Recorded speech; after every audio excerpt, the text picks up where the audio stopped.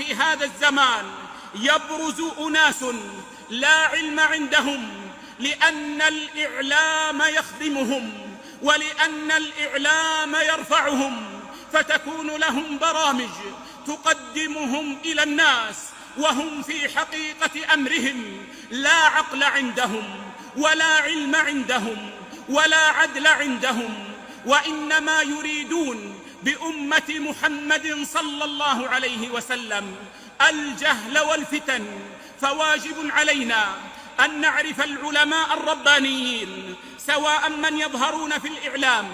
أو لا يظهرون في الإعلام، وأن نحذر من الأغرار الصغار الذين لا علم عندهم. وفي وسائل التواصل الاجتماعي يظهر بعض الناس أنفسهم بأنهم من طلاب العلم وأنهم من أهل العلم، وقد يكتبون بعض الأبحاث التي من رآها ظنهم من أهل العلم، ثم يثيرون الفتن والشكوك في قلوب المسلمين وهم مجاهيل لا يعرف حالهم، بل وأحيانا لا تعرف أسماؤهم، فذاك أبو القعقاع وذاك أبو الدحداح، والله أعلم هل هم من المسلمين أم من غير المسلمين، يتسترون وراء وسائل التواصل الاجتماعي. فالواجب على الأمة